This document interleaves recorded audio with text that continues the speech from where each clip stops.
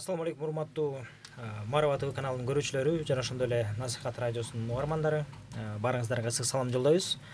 Адаттагыдай бүгүн экинчи жумада сиздер менен көрүшүп турган жаңы долбоор десек болот. Бул сөз эсин табат деген аталышта ушундай кичинекей долбоор кылып койдук. Анан биз болсо бүгүн алып баруучунун мындай ордундабыз жана бүгүн биздин студияда конокто болсо биздин сүйүктүү байкебиз азыркы учурда кыргыз шоу дүйнөсүндө деп койсок болот. Өзүнүн орду бар. Элдерге мындай насихат бере турган жакшы чыгармалар менен жаштарга жакшы үлгү катары да жүргөн, үй бүлөсү катары дагы биз үчүн үй бүлөсү дагы үлгүлүү үй бүлө боло турган ошол үйдүн кожоюну десек болот. Турдакун Ниязалиев байкебиз коногубузга, студиябызга кош келипсиз. Рахмат. Ассаламу алейкум. Ва алейкум ассалам, рахматуллах. Анан бүгүн болсо биз ушул Насихат радиосунда бизди угармандар түз эфирде түз байланышта угушат. Жана бул жакта болсо Марва ТВдан болсо бизди көрөрмандар түз байланышта көрүшөт. Бүгүн 1 сааттык кичинекей эфир болот. Жана бул эфирде биз эң эркин чыгармачылык жөнүндө, сиз менен биздин жашообуз жөнүндө, анан ушу жаштардын орду жөнүндө биздин мамлекетте жана анча-мынча бизде көйгөйлүү маселелер бар азыркы учурда Кыргызстанда. Үй бүлө маселеси, ошолор жөнүндө сөз кылабыз. Бысмылла дегенде эле сөз эсин табат деп айтып койбодук. Азыркы учурда биздин Кыргызстандагы статистика боюнча жаштардын арасында үйлөнгөндөрдүн жана ошондой эле негизи жалпы эле ажырашкандардын саны 40%га жетип тур да. Бул үй бүлө институту бузулду жана Кыргызстандагы мындай жаштардын көз карашы жеңил болуп, анан ажырашкандардын көбөйгөндүгү бул мамлекеттиликтин дагы кийинки учурдагы мындай коопсуздугуна дагы мындай маселе жаратып атат да. Анан ошол учурда бизде сизди чыгармачыл чөйрөдө сиздин үй бүлөңүздү мындай үлгүлүү үй бүлө катары билебиз да. Биздин агасын көрүп үнөсөт дейт да. Биз дагы сизди Инстаграм аркылуу өзүңүздүн жүрүм турумуңузду көрүп биз дагы түзөнөбүз. Турдакун байкеден биз кеңешке уксак, акыл уксак, ушу байкебиздей болсок деп сыймыктанабыз сиз менен. Анан ошого байланыштуу сизди атайын бүгүн эфирге чакырып, анан үй бүлө, жаштар үй бүлөсү жөнүндө, чыгармачыл үй бүлө жөнүндө себеби дегенде чыгармачылыкта дагы шоу дүйнөсүндө дагы бизде азыр ажырашкандардын саны аябай көбөйүп кетти тилекке каршы. Анан мунун себеби эмне деп бир аз талкуу жүргүзөлү. Анан сиздин чыгармачылыкта биз баягы биринчилерден болуп тааныган сиздин Жубайыма деген чыгармаңыз баягы элдин баары көргөнбүз, убагында аябай хит болгон. Жана ошол сиздин чыгармада биз баягы элдерден угуп калганбыз. Кээ бир үй бүлө бири-биринен таарынычтар болуп, анан ажырашайын деп аткан учурда өзгөчө бул мырзаларга тиешелүү баягы аялына ачуусу келип, анан талак берип деп айтат го, бизде ажырашып талак берип салайын деп аткан учурда сиздин ырды угуп калып, анан чындап эле аял кишиге жакшы мамиле кылыш керек экен, бизге пайгамбарыбыз ушуну насихат кылып кеттир, насаат кылып кеттир деп анан ойлонуп отуруп, анан үй бүлөсү менен жарашып бактылуу болуп кеткен үй бүлөлөр дагы, ажырашайын деп аткан үй бүлөлөр, кылдымчында турган үй бүлөлөр жарашып кеткен окуяларды укканбыз да, өз кубагыбыз менен, көзүбүз менен көргөнбүз. Мына ошол сиздин чыгармачылык жөнүндө сөз кылалы. Алгач ошол Жубайыма деген ырдын идеясы келип чыгышы кандай болуп калды эле? Биринчиден саламатсыңарбы жалпы көрөрмандар, жалпы радионун угармандары. Тилекке каршы ошол сен айткандай азыр ажырашуу жылдан жылга көбөйүп атат. Ошол 2015-жылы мен интернеттен Акпресстен болуш керек, мен окуганда бир жылда 16 миңби ушундай үй бүлө ажырашты деп окугам да. Ошол жылдары? Мамлекеттик статистиканын берген немеси маалыматы боюнча. Бирок бул деле баягы чек эмес да, анткени ал жерде баягы жаңы үйлөнүп ЗАГС ал электе ажырашып кеткендер катталбай калышы мүмкүн. Ушул сыяктуу көп фактылар бар да. Же болбосо ажырашып кеткен мыйзамдуу түрдө ажыраша элек болушу мүмкүн, ал мамлекетте ажырашты деп эсептелинбейт да. Ошол сыяктуу мындай, то есть бул жерде так ошол 16 миң эле үй бүлө дегенден дагы мен ойлойм да адамдар көп болушу мүмкүн. Анан кече жакында дагы бир маалымат окуп калдым, азыр төрөлүп аткан балдардын көбү атасы төрөлүп атат деп атат да. Көрсө, ошол баягы төрөлө электе ажырашып кеткендер да. Никесиз мамиле кургандар бар. Же болбосо жаңы үйлөнүп анан баягы боюнда кетип ажырашып анан атасы төрөлүп калып аткандар да бар. Ушундайлар да бар экен да биздин арабызда. Анан ошол убакта баягы 16 миң же 12 миң беле айтор ошо кылып так сан эсимде жок. Ошол санды укканда аябай мындай аябай мындай мен үчүн мындай оор болгон да. Анан ушул бир эркектин күйөөнүн үйдөгү ордун билгискен жана аялдын үйдөгү ордун билгискен бир чыгарма жасайын да. Анан ошол чыгарманы жазганбыз. Чыгарманын баягы сөздөрү дагы мындай жеңил да, мындай өтө оор бир адабиятташтырылган эмес да, мындай аны эки куплетин Баян Акматов жазган, бир куплетин мен, анан кайрмасын жок, эки куплетин мен жазган, бир куплетин мен, кайрмасын Баян Акматов жазган. Анан неге мындай элге жалпак тил менен жаздык? Себеби элге жалпак тил менен айтсаң дагы жеткиликтүү болот. Мисалы үчүн биринчи куплетти карасаң, чарчап келсем кубатым сен, жылмайып тосконуң ай күнгө тең деген жерде бир чоң нерсе жатат да. Мисалы үчүн эркек биринчи келгенде эле аял киши жылмайып тосуп алса, нар жагы жакшы болот деген сөз да. Ошол эле. Эркектин психологиясында ушул да, мен азыр келатканда, азыр келинчегим жылмайып тосуп алса, анан тамагын берсе, жана эркектин сүүзү ашказан аркылуу деп атпайбы? Эркек ачка болгондо эч убакыт аялын эркелетпейт, буну билип коюш керек да аялдар. Эркелетсе да чын жүрөгүн эркелетпейт. Ошон үчүн үйдөн аттаганда эле биринчи жылмайып тосуп алыш керек. Элементарный нерселер да. Анан киргизип ысык чайын, тамагын несі болсо бериш керек. Тамагы жок болсо жөн эле чай берсе деле, ошо чоң нерсе да. Анан кийин жакшы маек башталат да. Анан бизде үтүрөп тосуп алса, жана кудулдар айткандай, эшикти ачканда балаңды салып атса, анан сен деле ошол жерден проблемаңды баштайсың да. Анан аял кишинин дагы мисалы үчүн көбүнчө биз эркектер билбейт экенбиз да. Мисалы чарчап келесиң, анан келсең аялыңда чарчадым дейт го. Эмне кылып чарчадың дейсиз го, кечке чейин үйдө жатасың депчи. Бирок чындыгында үйгө жатыш өтө кыйын экен да. Анткени эртең мененден баштап тамак кылуу, үй шепирүү, үй жыйноо, анан балдарды кароо, бирөөсү ыйлап аткан, бирөөсү сыйып аткан, бирөөсүн садикке апарып, бирөөнү алып келип, анан бирөө магазинге мороженое алып бер дейт, бирөө дагы бирдеке алып бер дейт. Кыскасы 2 күн балдар менен калсаң билесиң да, бул оор экенин. Анан ошол жерге да ырдга камтыганбыз да. Очокту жандырган мээнеттериң, мелтиреп чалкыган көлгө терең депчи. Ошол эркектер да бааласын, аялдар эле эмес, эки жактан тең болсун деген максатта жазганбыз. Ошол жалпак тилге салгандыгыбыз үчүн ушул ыр өтө ош керек. Анан Кудайга шүгүр, ошол ыр чыккандан кийин мен билгенден бир 5 үй биле жарашты да. Бирөөсү ошол мен телефонун таап чалып бир КТРКда оператор болуп иштейт экен.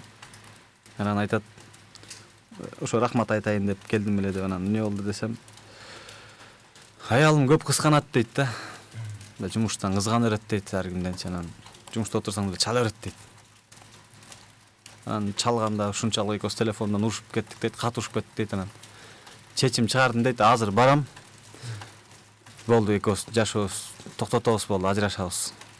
Жүгүңдү алып барып үйүңө алып барам, жеткизем деп. Анан экөөбүз көчөдөн жолук дейт, уруштук дейт, такси жалдадык дейт, бир чоңураак машинаны жалдап жолдо кетип атабыз дейт. Үйгө барып жүктү салып кетиш керек болчу дейт да тиги. Кетип баратсак эле радиодон чыктыбы билбейм дейт, же тиги магнитофондон чыктыбы билбейм дейт, айтор ушулар чыгып атыптыр дейт. Тим эле экөөбүз кайтылып аткандай дейт да. Ошо экөө жөнүндө текст жазылгандай. Бизге арнап ырдап аткан сыяктуу болду дейт да. Анан аялым ошол жерден ыйлады дейт, шолоктоп ыйлап.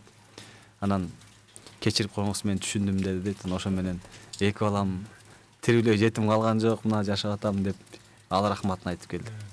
Анан таласка барсам дагы тааныш бар эле, тамада бала. Ал да айтып калды, ага чейин эле айтып калды телефондон, мен да ушундай болду. Анан жолугуп сурасам айтат, ал тамада бала да. Ал айтат, аялым экөөбүз неметип кеттик дейт. Баягы таарынышып алып төркүнүнө кетип калды дейт. Анан көп жүрдүк дейт, бир 2 айбы 3 айбы өтүп кеткен окшойт да. Анан бир күнү ошол Кара Бура районунан бир кафеде той алып барып атсам дейт. Ошо төркүнү менен тойго келди дейт. Ошол жака ошо төркүнүнүн тааныштары жегжаттар экен да. Анан ошо бир экинчи бөлүктө деди окшойт. Айттым дейт. Минус бар болчу дейт ырдынчы. Жалпы элге ошо алып барып аткан жерден эле токтоп, азыр араңарда менин келинчегим отурат, мынча убактан бери таарынып жүрөт. Ушу келинчегим үчүн бир ушул ырды ырдап коеюучу деп, ушул жубайым ырдадым дейт, минусту коюп алып. Элдин баары туруп алып кол чаап, кечириш керек эле кечиришке кечиримдүү эле кечиримдүү депчи. Анан антрак болгондо анан той бүткөндө жолукчу деди деп коет. Ошо менен той бүткөндөн кийин бунун ата энеси кайнатам менен кайненем бирбей болгон дейт. Барсам бир 2 жолу барсам бирбей болгон дейт. Анан той бүткөндөн кийин кеттик болду эле машинага отурду. Үйүнө чалды дейт.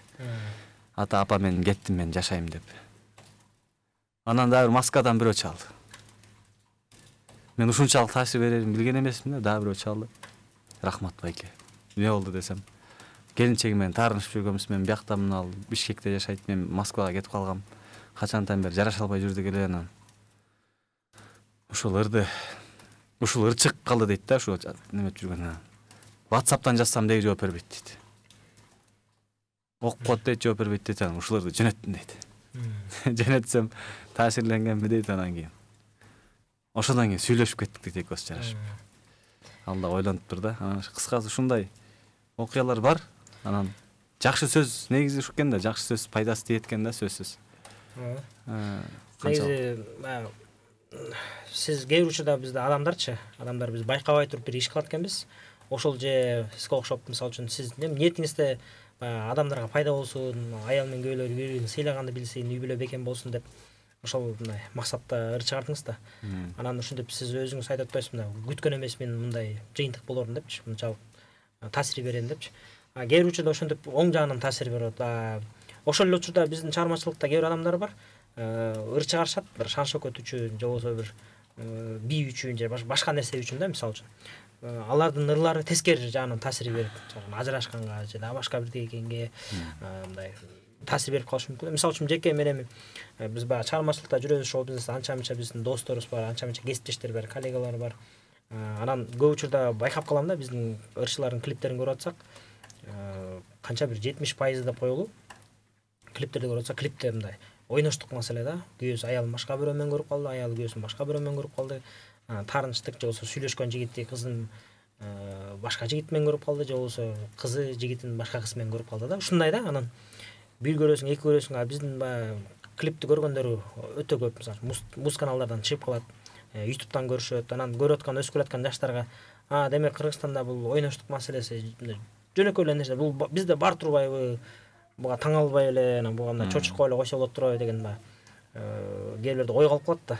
Анан бул дагы билинбеген менен адамдарга сиз жакшы жагынан таасир берип атса, бул жаман жагынан таасир берип. Анан кээ бир учурда аябай кызганчактарга бул клипти көрүп алат да. Мен анан ошо клиптегидей күйөөсү телефон чалса албай койсо, демек бул башка бир кыз менен жүрөт, же бир кафеде дагы бирөө менен отурат. Же болбосо тескеринче аял албай койсо, бул көчөгө чыгып кетти деген сыяктуу мындай күмөн жаралып, анан клипти көрүп алган, клипте деле ушинтпеди деген сыяктуу мындай таасирлер болуп калышы мүмкүн да.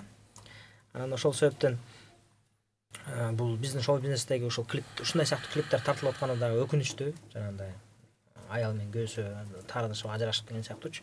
Себеби бул дагы өзүнүн бир таасирин берип атат. Ал эми биз азыр биздин теле көрүүчүлөргө же радио угармандарга андан тышкары бул жакта биздин Instagram баракчада түз эфир болуп жатат. Эгерде бизге түз байланышсаңыздар болот, WhatsApp номери бар.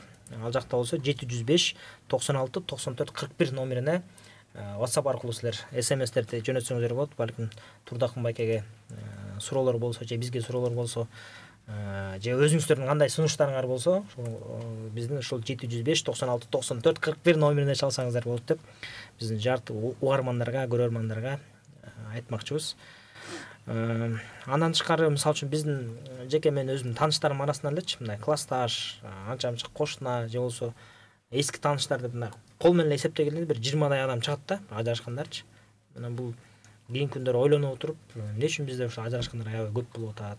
Сиз айткандай тирүүлө жетимдер көп болуп атпайбы? Анан ал балдар кандай тарбия өсүп чоңойот? Анан негизи эле ажырашуунун, жаштардын арасында ажырашуунун себеби эмнеде болуп атат деп ойлойсуз да? Мисалы үчүн улумундар бар.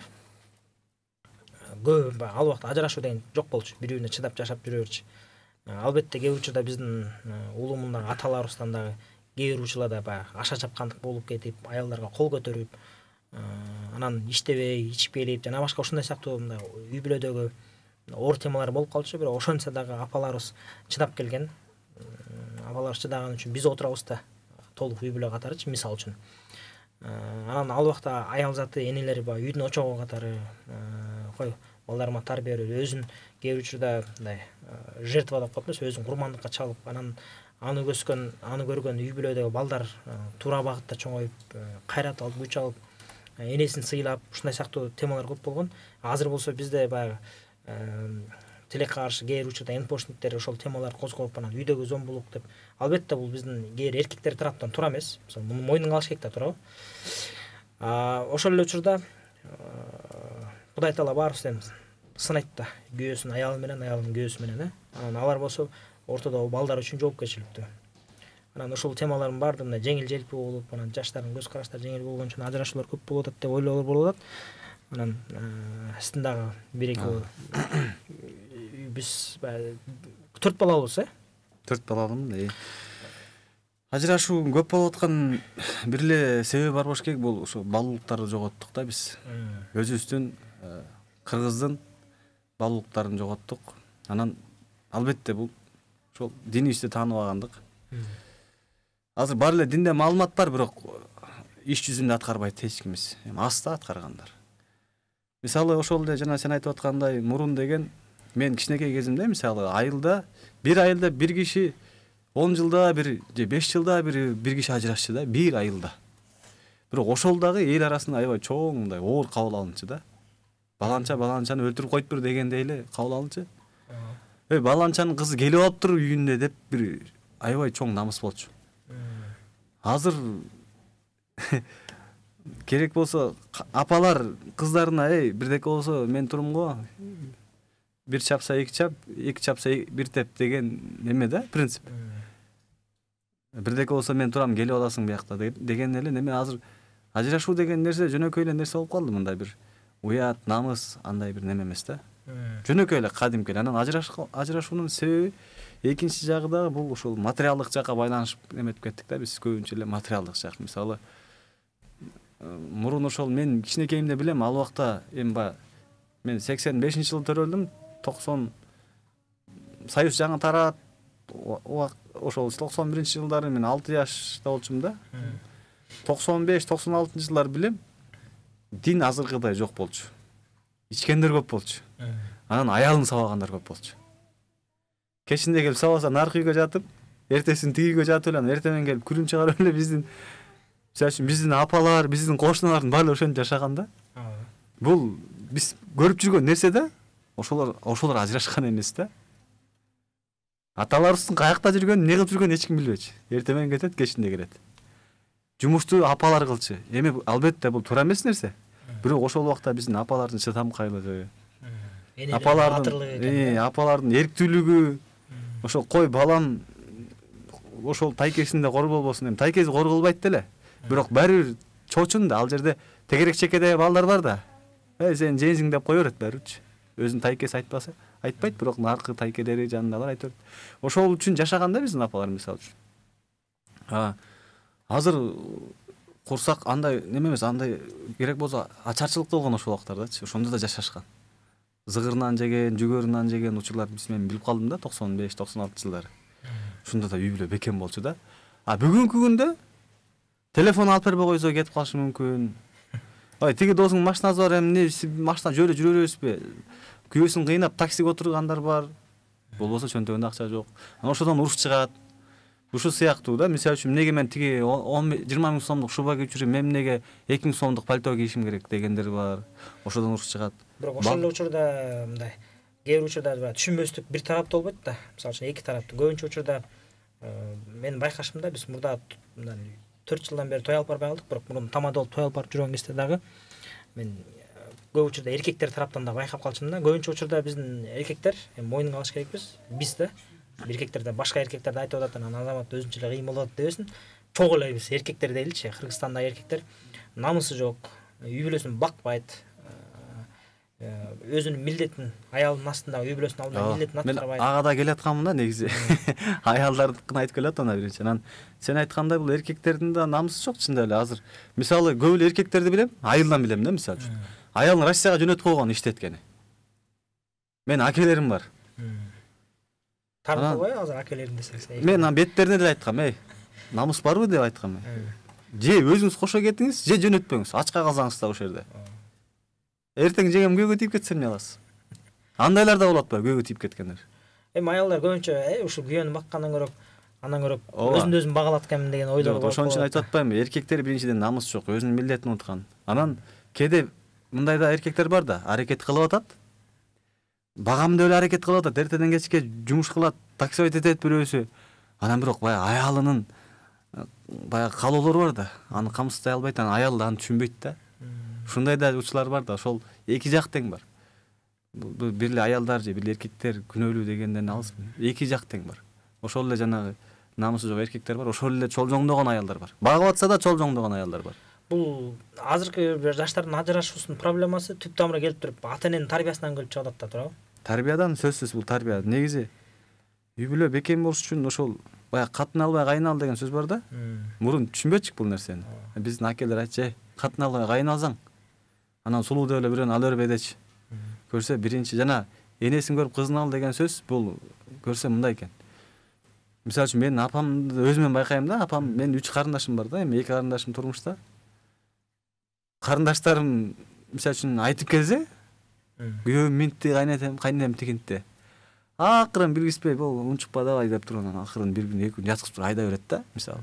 Ошентип туруп анан көнүп жашап кетет. Мындай Энеси болушактын кызы ыйлак. Ошондой да. Кыскасы бул энесин көрүп кызын ал деген ошол. Бул жерде кайнене эми эки тарап тең да, бул жерде бир эле тарап эмес. Ошол алган тараптагы келинди мындай, ай бул келин бун кайнетечиш керек эмес. Ал өзү деле иштейт. Аны бир мындай акылмандуулук менен тарбияласа болот. Эң баш келин болсо деле акылмандуулук менен тарбияласа болот. Анан бирок бизде дагы мындай да, кээде ой бул келин деп туруп кээде бөлүп коебуз. Көп учурларда болот да, кайненелер келинди бөлүп коет. Мындай чочуркатыпчы. Негизи Аллах Таала баарыбызды көрсө мындай цепочка кылып жараттыр го. Мисалы үчүн баары Аллага жалгыздык Аллага гана жарашат. Биз адамзат жалгыз боло албайт экенбиз да. Мисалы үчүн күйөөсүн аялына, то есть аялы күйөөсүнө баш ийдирип койгон. Баланы болсо ата эненин ыраазычылыгын табыш керек. Аялы болсо күйөөсүнүн ыраазычылыгы керек. Бирок ошол учурда күйөөсү баягы аманатка, аял киши аманат болуп келет да, көздүн карайында сактап, Пайгамбар саллаллаху алейхи вассалам хадисинде айтат го, араңарда эң жакшы үй бүлөңөргө аялыңарга жакшы мамиле кылганыңар депчи. Күйөөсү мындай жоопкерчиликти мойнуна алып, бул аялым үчүн кыяматта мен жооп берем деп жоопкерчиликти алганды билбейт. Аялдар болсо күйөөлөрүн ыраазы кылып, ага амир катары баш ийгенди билбейт. Балдар болсо ата энесинин ыраазычылыгы, Алланын ыраазычылыгы деп ата энесине баш ийип укканды билбейт. Ата энелер болсо баланы тарбиялоо менин башымда жоопкерчилик деп баланы тарбиялаганды билбейт дагы. Анан ошол себептен ар ким өзүнчө болуп кеткен үчүн мындай хаос, мындайча айтканда бардак да, башаламандык. Ошол эле учурда күйөөсү аялына жоопкерчилигин алса, ата эне болсо балдарына тарбияны берсе, аялдар күйөөлөрүн укса, балдар ата энесин укса, бири-бирине байланып келип эле бактылуу үй бүлө пайда болот экен да. Анан кээ бир учурда албетте баягы ошол баардык функциялардын баары бир адамдын башына келип туруп калган учур болот экен да. Мисалы үчүн атасы жандай үй бүлөсүнө тарбия бербейт, же болбосо үй бүлөсүн бакпайт, карабайт. Аял болсо, апасы болсо атасын укпайт, тоготпойт. Баласына тарбия, баласы бирок жана чөйрө тарбиялап, жүрөгүндө ыйманы болгон үчүн атасына сабыр кылат, апасына сабыр кылат, экөөнө мындай туура мамиле кылып, экөөнү жараштырганга аракет кылат. Анан экөөнүн көрүп, экөөнүн чыр-чатаган урушушун көрүп, анан кой мен аялыма жакшы мамиле кылайын дейт. Аны көрүп, кой балдарыма тарбия бербесем, балдарым бизди ушунуп кетет экен деген баардык ой жүгүтсүн ошол кээ бир учурда балдардын жоопкерчилигинде, же болбосо кыздардын жоопкерчилигинде болуп калат экен да. Анан бизде дагы ошо тилекке каршы ошол нерсе аз болгондуктан, бирок негизи Кудайга шүгүр, акыркы жылдары эми сизди биз диндар адам катары билебиз да, чыгармачылыкта жүрсөңүз дагы динди бекем карманып, намазды окуп, анан шариат көргөзгөн мындай эрежелер боюнча биз эми Куран, Пайгамбар саллаллаху алейхи вассалам сүннөттүү Куран боюнча эле жашай берсек адашпайбыз да. Анан ошол үй бүлө катары билебиз. Ошондуктан тайбаңыз деп мына бул жакта бизге СМС келип атат. Ассаламу алейкум рахматуллахи ва баракатух депчи. Турдакын байкени биз мындай буга чейинки СМСти окугам, азыр болсо СМС алмашып кеткен турбайбы? Турдакын байкени биз үлгүлүү жигит катары, чыгармачылыкта инсан катары билебиз. Ишиңизге ийгилик деп СМС жөнөтүптүр. Окуп коеюн, баягы элдин ыраазычылыгы катары. Анан азыркы учурда ассаламу алейкум. Азыр биз батыштын идеологиясын сиңирип алганбыз. Эмне дейт? Балдардын Хабиб Макгрегор деп жүрөт. Ошон үчүн кантип Кыргызстан идеологиясына бурсак болот дейт. Биз жана бул смс алыстан болуп калып жакшы окуй албай атпайм, кечирим сурайм. Азырда окуй албай аткан деп жүрөбүз элдер. Анан бул чындап эле клиптер, чет өлкөнүн кинолору, чет өлкөнүн клиптери анан ошолор да таасир берип атат да. Аябай жаман таасир берип атат. Биздин кыргыздардынчы чармачылыкта жүргөндө ошондо көп ойлонуп калдык да. Биздин Кыргызстандын мамлекеттүүлүк, мамлекеттин улуттук идеологиясы жок болуп атат да. Мисалы үчүн жеке биздин оюбузда болгондо балким эми ага да мубалык келип жетер, бирок маданият министрлиги менен мамлекет бекем тыгыз байланышта иштешип турупчу, бийлик менен маданият министрлиги иштешип туруп, анан мындай чогуу идеология, улуттук идеологияны жүргүзсө, мисалы үчүн биздин телеканалдарда мындай кыргыздын баалуулуктары жөнүндө, биздин салт жөнүндө, биздин макал лакаптар, көптөгөн эми тарбиялык мааниси бар көптөгөн нерселер бар да, ошолордун баардыгы жөнүндө баалуулуктар жөнүндө, үй бүлөлүк баалуулуктар жөнүндө кинолор тартылса, мисалы үчүн ырлар чыкса, сиздикине жубайма деген, ата энени урматтап сүйлөө, мекенди сүйүү деген ырлар, клиптер көп чыкса, бизге окшогон вайнерлер, инстаграмдагы жанагындай пранкерлердин баардыгы жакшы пранктарды, жанагындай кээде чет өлкөнүн пранктарын, жанагындай розыгрыштарын көрүп калабыз. Адамды кыжыртатып, агрессия эмес, тескеринче мындай кайрымдуу болууга, меримдүү болууга үндөй турганчы. Ошондойлор тартсак, ана TikTok деген да бир азыркы учурда бир соц тармак күч алып атпайбы? Бир жагынан күч алат, бир жагынан бир биздин элибизге тийген бир балая болду десек да болот да. Себеби дегенде жаштарды деградация кылып, анан ушу TikTok аркылуу элдерне тура эмес нерсени үлгү катары көрүп алып, анан ошону кайталагандар көбөйүп кетти да биздечи. Анан ошол соц тармактарда ошо тиктокер, вайнер, ырчы, актер, режиссерлордун баарын маданият министрлиги чогултуп туруп силер жакшы кинолор тарткыла, жакшылар жазгыла, жакшы клиптер тарткыла, жакшы пранктар тарткыла, улут патриоттук духту көтөрө турган нерселердин баарын чыгарсалар, биз колдоп берели. Радио, телевидениеден улам чыгарып берели. Бишкектин ичинде шаарларга илип, баннерлерге чыгарып берели. Колубуздан келишичи керек болсо, мындай финансылык колдоо көргөзөлү десе. А эгерде тескеринче мындай шылдың кыла турган, агрессия кыла турган, баалуулуктарды буза турган, уятсыз, намыссыз нерселер чыгара турган болсоор, мейли кино болсун, мейли клип болсун, мейли вайн, пранк болсун, анда силерге жаза, кээ бир учурда штраф, же болбосо коомдук иштери, ошондойлор атканга мындай бөгөт коюуга, же болбосо мындай мамлекет тараптан ушундай бир чараларды көрбөсөк, бизде мындай эркин демократия деген мындай элдин баары дейди болуп барат да, мындай айтканда. Бирок антейин десең, бизде кайра жанагы кээ бир энпоштниктер же кээ бир адамдар сөз эркиндигин бузуп атасыңар, анан тинтип атасыңар, мынтип атасыңар, баш оорутуу көп да. Бизде баш үй эркиндик болбогон бар болот экен. Жакшы сөз бар да, сен эркиндигиң башталганда башка бирөөнүн эркиндиги түгөнөт дейт да. Бизде эркиндик деп туруп эле мынакей бүт каалаган нерсени кылыш керек эмес да. Сен каалаган нерсе бирөөнүн эркиндигин чектеп коюш мүмкүн да. Азыр мен сени бир чапсам, бул мен демократ, мен эркин өлкөдө жашайм деп. Бул сенин эркиндигиң бузулуп атпайбы? Же сени сөксөм, не десе мен сөз эркиндиги бар деп. Демек, сага зыян келип атпайбы? Чек бар да, ошол чектен чыкпаш керек да. Бул эми демократия деген өзү элдин бийлиги деген сөз го, бирок бунун тескери колдонот да. Ушундай бир ушундай багытта колдонуп эле, анан азыр чындап эле соц тармак аябай таасир берип атат, жаман таасир берип атат. Ошол эле Instagramдан да жаман болуп кетти, могу TikTok деген. Instagramды жаман деп жүрсөм, азыр TikTok будан жаман болуп кетти. Бирок мен TikTokко каттала элекмин. Колдонгонду да билбейм да азырчы. Анан эми ал жакты эле жакшы жакка колдонсо болот, бирок аябай жаштарды бир жеңил немеге, ойлуулукка, ушундай бир билбейм, азыр эркектер өтө эле страшный, коркунучтуу нерсе болуп калды. Себеби дегенде мына азыр кечээ сөзүңүздү бөлүп коем. Мисалы үчүн один студияда Ростислав деген бир биздин орус улутундагы биздин жаран бар да. Белгилүү эле один студия жана продакшн бар, ошол жакта иштейт. Мындай өзүн патриот катары көргөзөт, өзүнүн пикирлерин айтып жүрөт. Бирок ошол эле учурда TikTok'та анын сөгүнүп, өтө азыр аныкында биздин кыргыздарда эң жаман сөгүнгөн сөз бар го, ошол сөгүнгөндү ар кайсы тилде, ар кайсы стилде кандай угулат деп туруп TikTok'ка киргизип коюп туруп, анын жалаң окуучулар турган экен да. Эми мисалы үчүн ошолор мектеп окуучулары билбейт эчтекени. Аларды көзөмөлдөгөн ата энелердин дагы баягы мүмкүнчүлүгү жана жалаң окуучу балдар туураттыр. Бул өтө коркунучтуу нерсе да. Анан ал айтып атат, мен эми силердин балдарыңарды колуңардан жулуп барып тарбиялаган жокмун да, бул деген демократия деп атат да.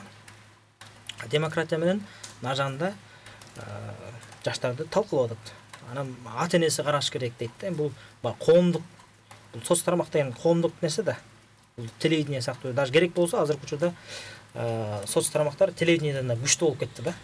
Туурабы? Анан ошол себептен буякта жоопкерчилик болбосо биздин демократиянын жагын алып, эми ошо Россияда окшогондор талкалап атат. Эми андай эле толуп турат бизде. Кыргыздардын ичинде эле толуп. Бизде кыргыздарда деле толуп кетти, ошол Инстаграмдан, ошол эле Фейсбуктан деле толуп тура бир баягы өзүнүн идеологиясын билгизбей эле таңуулап аткандар бар да. Таңуулап аткан дегенде ошол ачыктан ачык пропаганда кылуу бул ошол да. Жаштар бат эле жаман жакка бат кетет экен да.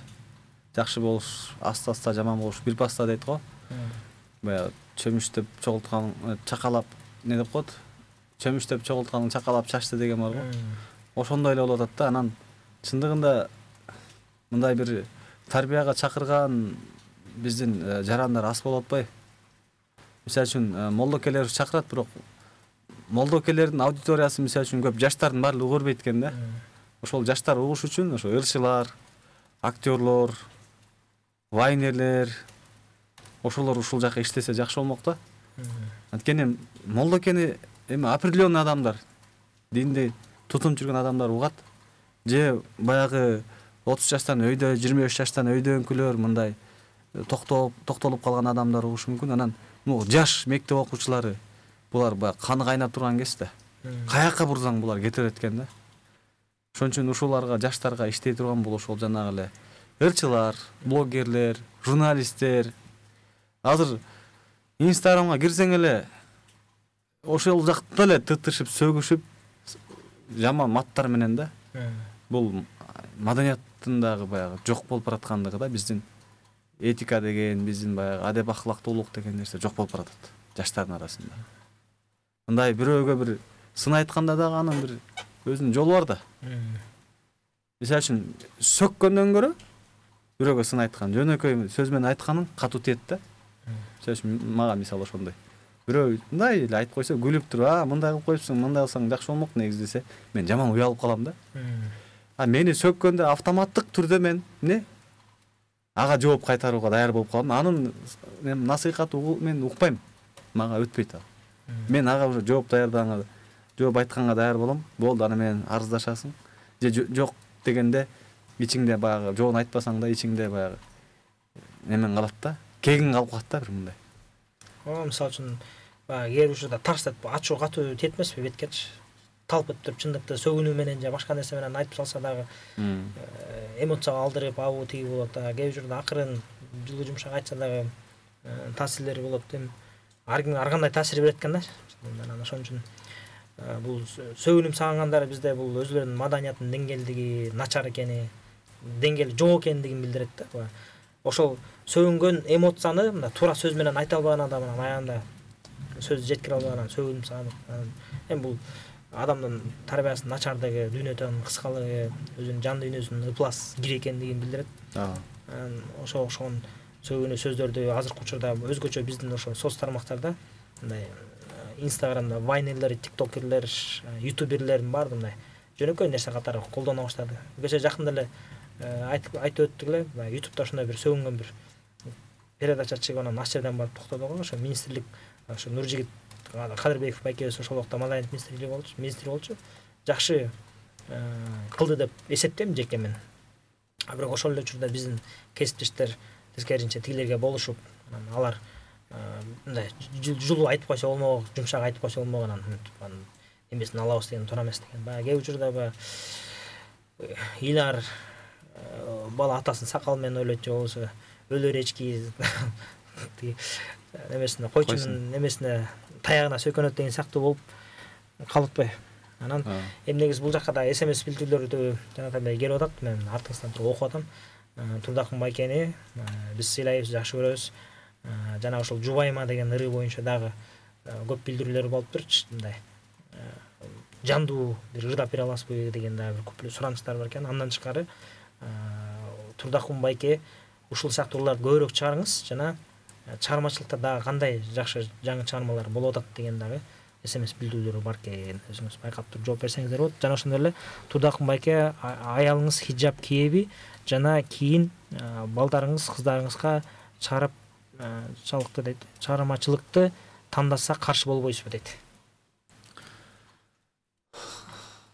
кайшыл жерден баштай берели. Акыркы жагынан ылдый көздөй баштай берели. Акыркы жагынан чыгармачылыкты балдарым тандаса туура багыт бергенге аракет кылам, бирок кыздарыма мисалы үчүн мен ошо чыгармачылык дегенде мындай коомдун алдындагы адам болууга мен өзүм мындай жактыра бербейм да.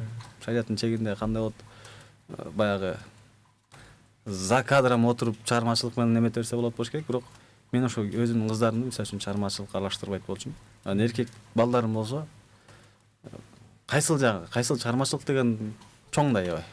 Искусство деген анын ичинде толтура устачылык деле бар анын ичинде дегендей. Бул жанагы коомдук чыгармачылыкты айтып атса керек да, мисалы үчүн. Сизге окшоп ырчы болууну же болбосо жанагы сахнада жүрүү деген сыяктуу. Ал көрөбүз, эгерде чындап эле ошончолук таланттуу болуп, ошол баягы багыттан башка жакта мындай бир өзүн көрсөтө албай, же болбосо ошол багытта аябай майын чыгарып кала турган көзүм жетсе, мисалы үчүн каршы эмесмин, бирок ошол жанагы айтылгандай эле өзүнүн баягы жолу менен, өзүнүн багыты менен кетсе, бул жакшы болот да. Ошол анан келинчегим жолукчан эмне дейт? Хижап кийеби деп сурап турду. Ооба, хижап кийет. Мен келинчегим бул өзү шаарда төрөлүп өскөн кыз да. Анан экөөбүз кичине сүйлөшүп жүрдүк. Мен өзү сүйлөшүп эле 3-чү, 4-чү жолукканда эле күйөөгө чыкканга колун сурагам. Ал убакта жолугуу деле болчу. Анан бирок баягы үйүндөгүлөр эми кайнатам, кайненем кое тур болуп 1 жылга созулуп кетти да. Анан бирок ошондо айткам, мага күйөөгө тийсең, күйөөгө тийген күнү уже ошондон баштап жолук салып. Өзүңчө ушул жолукка даярданыр. Анан күйөөгө тийген күндөн баштап жолук салынып эле ошо менен жүрөт азыр. Эми ал деле өзүнчө бир аудиториясы бар. Ага да айтып турам, момундай кыл, тигиндей кыл, ал деле өзү деле аракетин кылып жүрөт баягы киши. Биз мисалы үчүн жанагы кечээ сиз жанагы айтып калып атасызбы, мисалы үчүн аял киши үйдө отурган жакта бизде баягы динди карманган адам катары көп ойлой берет го. Бул исламда булар үйлө аялын үйдө камап коет деп элечи. Мисалы үчүн менин да аялым хижап кийет да. Бирок тескеринче биздин исламдагы аялдардын укугу керек болсо кээ бир учурда эркектикинен да өйдө турат да, туурабы? Биз мисалы үчүн беш эненин таман астында деп, биз аталардан да биринчи энени жакшы көрөбүз. Аял Пайгамбар саллаллаху алейхи ва саллям айтты, аялыңарга жакшы мамиле кылууга деп туруп, аялдарыбызды жакшы көрөбүз. Бул аманат катары депчи. Кызды болсо кызыбызды жакшы көрөбүз. Анткени биздин кыз бар башкача да. Эжекебизче карындашыбыз болсо, аларга биз жакшы аярлуу мамиле кылабыз. Анан биздин аялдарыбыз үйдө эле отуруп, бала карап эле үйдө эле түрмөдө жаткандай эмес, тескеринче мисалы үчүн каалаган убакта курбуларына жолугат, паркка чыгат, эс алып келет. Анан өзгөчө сиздин келинчегиңиз жөнүндө, жеңеңиз жөнүндө угуп калабыз. Кайрымдуулук иштерди көп кылат депчи. Аялдардын өзүнүн Айымзат деген мындай айымдар клубу бар экен. Ошол айымдар башка айымдарга жардам берүү, кайрымдуулук кылуу деген сыяктуу. Ооба, ал өзү коомдук иштерди жакшы көрөт. Анан баягы 4 балалуу болгондон кийин көп колу буту байланып калат да, бирок буга чейин Кудайга шүгүр көп эле иштерди кылышты. Баягы ооз ачыруулар, кайрымдуулук, азык-түлүк таратмай, эт таратмай деген сыяктуу иштерди кылып келатат. Ошол коомдук иштерде бир кандай десем, баягы жолукчандардын бир жолугушуусу, же болбосо жолук салынам дегендер менен жолугушуу деген сыяктуу ушундай бир иш-чараларды өткүзүп келишет. Анан эми мен ойлойм, ал бар кайра эле ошол азыр балдар кичине чоңойсо кайра эле ошол иш менен алек болот болуш керек. Анан сен айткандай кечке чейин эле үйдө отурбайт, эми ал деле чыгат, эс алат, ушул курбулары менен барып бир чай ичишет. Шерине анча-мынча шерине сыяктуу бир немелер бар, ошол барышат, келишет. Аялыңыздан коркосузбу, жеңешадан? Жок. Аялым жокто айта алайын да, үйгө барганда такалап жүрбөсүн дешпи. Негизи бизде баягы кийинки учурда ушул тема аябай мындай оор темага айланып калды го. Аялынан коркот, бул тиңдей мындай. Негизи эле ошондой болуп баратат барган сайын. Эми баягы мындай, кандай десем, чындыгында эле чечимди көп үйлөрдө азыр аялдар чыгарып калды да. Негизи чечимди эркек чыгарыш керек да. Эркек башкарыш керек. Эркектин милдети ошол үй бүлөнү багуу. Анан аялдын милдети ага баш ийүү деген нерсе бар да. Мисалы үчүн пайгамбарыбыздын деле хадисинде бар го. Иза саллат хамсаха ва самат шахраха ва хафизат фаржаха ва атаат завжаха деп 4 нерсени айткан да пайгамбарыбыз. Эгерде аял киши 4 нерсени аткарса, анда эмне дейт? Акыретте Алла Таала акыретте дейт да, кыяматта ошол 5-8 эшигинин каалагандан кир деп айтат экен да. Каалагандан кир. 4 эле нерсе дейт да. Кайсы нерсе десе ошол. Авратын жапса, 5 убак намазын окуса, орозосун тутса дейт. Анан күйөөсүнө баш ийсе дейт. Ушул жана намаз оку дегендей эле күйөөсүнө баш ий деген бир өзүнчө пункт болуп атат да. Анан ушул 4 нерсени аткарса, ал аял киши бейиштик. Анан мен келинчегим айтып коет. Теги кошунам айтты, кошуна айтты, бул кошуна айтты, баягы келинчектер чогулуп калат. Сен күйөөң сени аябай башкарат экен. Сен лох кезиң деп айтты дейт да. Тескерисинче аялдар арасында мен аялымды сен күйөөң башкарып турбайбы? Сен күйөөңдү мынтип койсуңбу? Тигинтип койсуңбу дешип үйрөтөт экен. Анан мен айтам, сен лох эмессиң. Сен бейиштик аялсың десем анан ой, алдайсызда дейт да. Алдабай эле чындыгында ошондой да. Бул лохтук эмес да. Бул эрдик.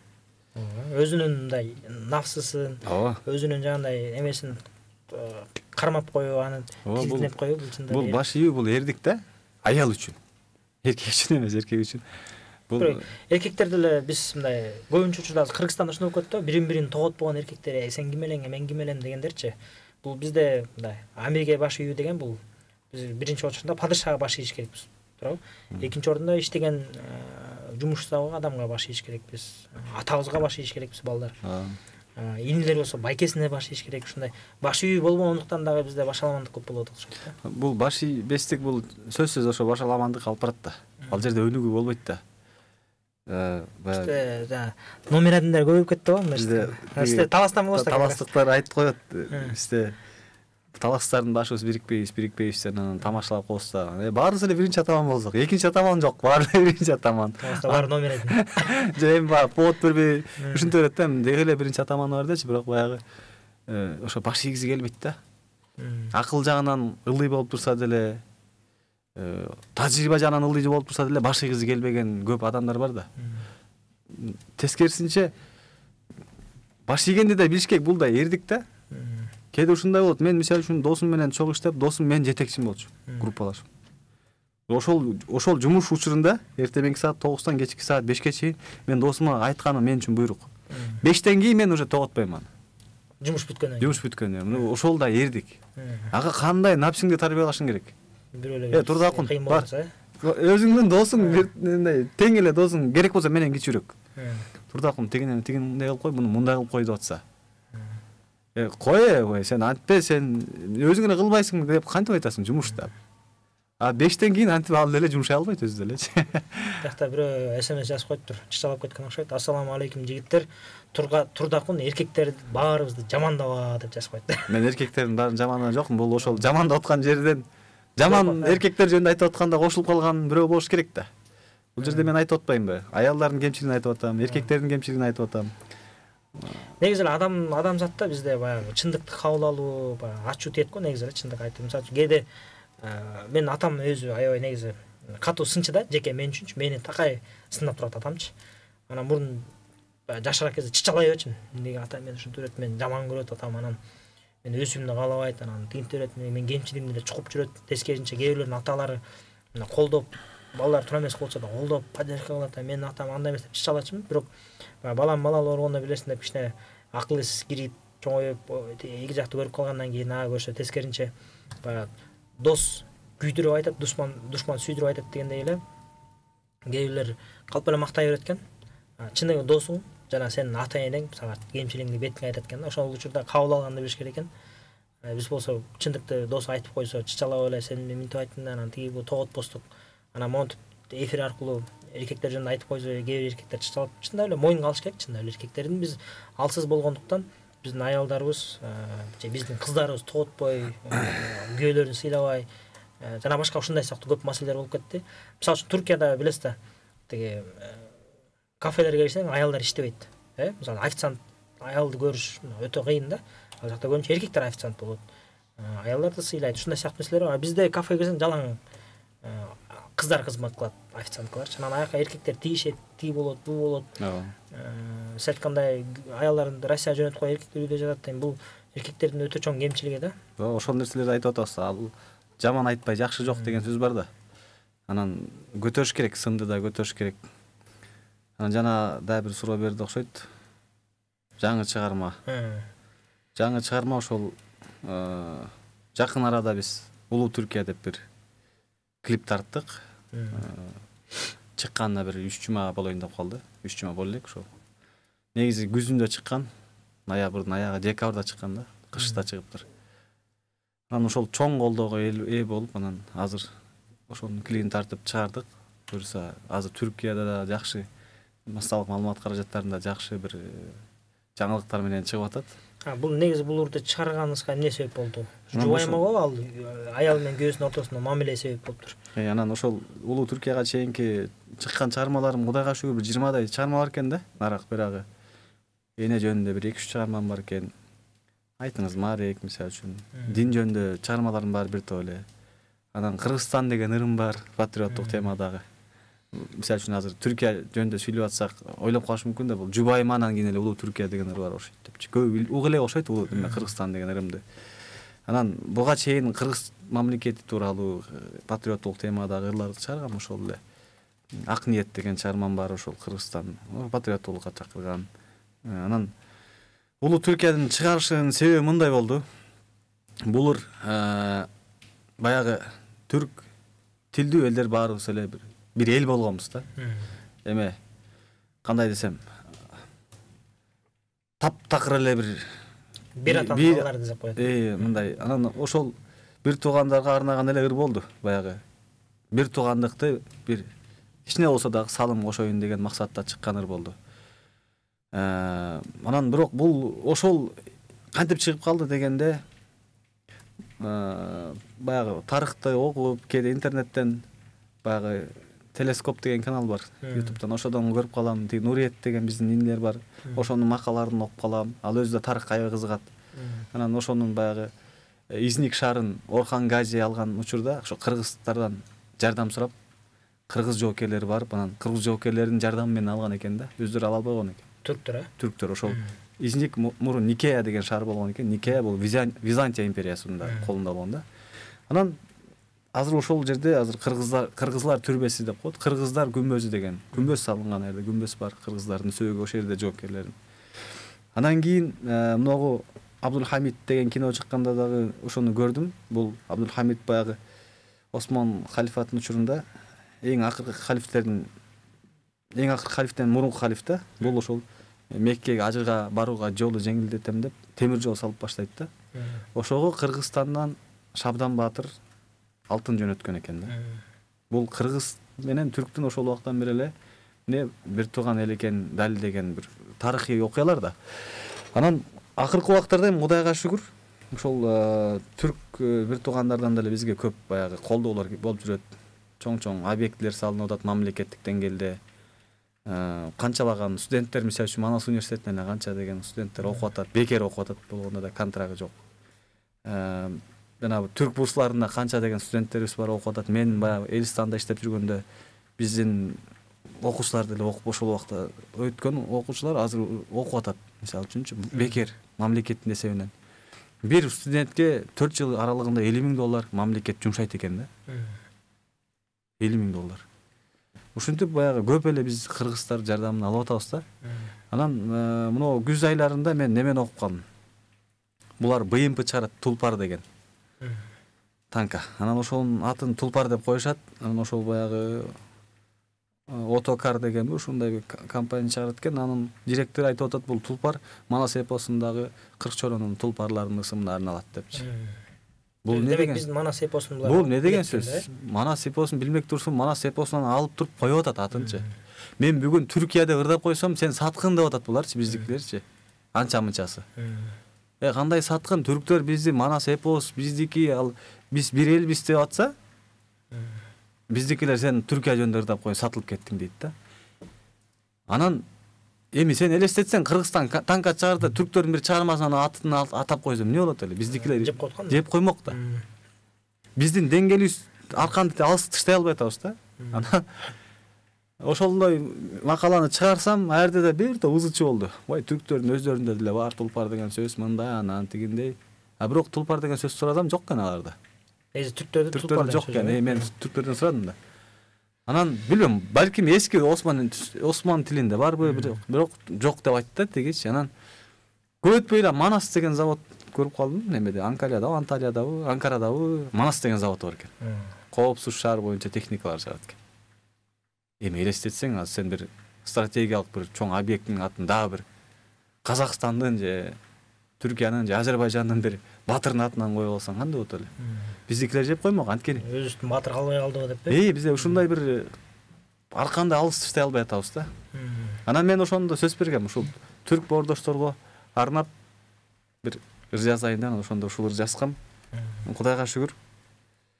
Алар өз ордун таап, Режеп Тайып Эрдоганга чейин угуп, анын кеңешчилери келип рахматын айтып, Кудайга шүгүр бүгүн жакшы эле немелер болуп атат.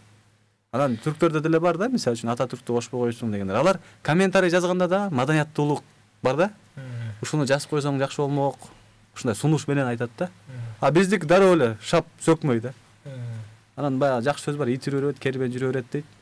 Бул чоң маани түшүндүрөт экен. Ит жүргөн сайын төө бурулуп, моюн бурган сайын жолдон калат экен да. Ошон үчүн ар бир үрүп чыккан итке көңүл бурбай жол чык деген сөз экен да. Ошон үчүн аларга көңүл бурбаш керек экен. Чындап эле сизге азыр болсо убактыбыз тилекке каршы биздики жыйынтыкталып атпайбы, ошого байланыштуу ийгилик каалайбыз, чыгармачылык ийгиликтер көбөйсүн, дагы жакшы чыгармаларды чыгарыңыздар. Жана ушундай эл ичинде жаштардын арасында үлгүлүү үй бүлө болуп жүрөрүңүз, агасын көрүп үйнөсөт дейбиз. Дагы сизди көрүп көптөгөн жаштар турдак майкедей болуп, биз да үй бүлөбүздү сыйлайлы, аялдарыбызга жакшы мамиле кылалы, түз жүрөлү деген баягы ойлор өсүп келаткан элдерге ойлор болот. Ошондой бизди үлгү катары карманган жаштар көбөйө берсин. Жол сизге рахмат. Анан ошол биз дагы ошол бүгүнкү үй бүлө темасын бекерден козгогон жокпуз. Мамлекетибиз ийгиликтүү мамлекет, бул бекем үй бүлөдөн сүйлөт дегендей биздин Кыргызстанда жаштар үйлөнгөн үй бүлөлөр бекем болсун. Жана Пайгамбар саллаллаху алейхи айткандай, кыяматта мен силердин көптүңөр менен сыймыктанам дегендей, биз Кыргызстандын жана Кыргызстандын ичинде жашаган көп мусулман улуттар бар, жана башкалар бар. Өзгөчө бизге өзгө ала турган биз кыргыздар жана мусулман улуттары биз Пайгамбар саллаллаху алейхи насатын алып көп балалуу бололу, бала чакабыз ашытпашсын. Кыргызстан Средний Азияда эң кичинекей мамлекет, саны аз эл биз экенбиз. Ошондон Кудай буйрса бир 30-40 миллионго жетели жакын арада. Үй бүлөлөр бекем болсун.